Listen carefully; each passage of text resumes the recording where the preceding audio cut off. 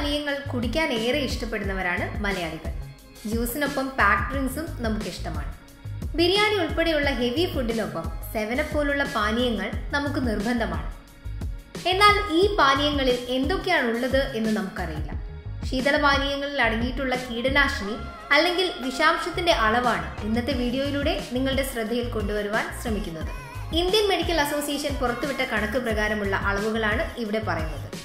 കീടനാശിനികളുടെ അളവ് കൂടുതലുള്ളവയിൽ നിന്നും കുറഞ്ഞവയിലേക്കാണ് കണക്കുകൾ പറയുന്നത്.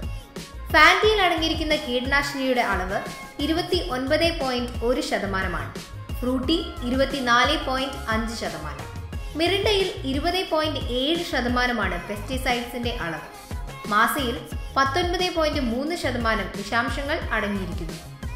7 അപ്പിൽ വിഷാംശത്തിന്റെ അളവ് 12.5%. മലയാളികൾക്ക് ഏറെ ഇഷ്ടമുള്ള പെപ്സിയിൽ 10.9% പെസ്റ്റിസൈഡ്സ് കണ്ടന്റ്.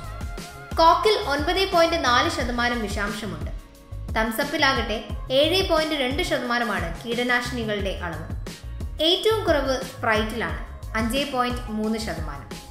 നിങ്ങളുടെ ഇഷ്ടപാനീയങ്ങൾ കഴിക്കുന്നതിന് മുൻപ് ഒന്നുകൂടെ ചിന്തിക്കുക. നിങ്ങളുടെ പ്രിയപ്പെട്ടവരെ സ്നേഹിക്കുന്നുണ്ടെങ്കിൽ ഇത് അവർക്കും അയച്ചു കൊടുത്ത് ഇതിന്റെ ഭീകരത അവരെയും ബോധ്യപ്പെടുത്തുക.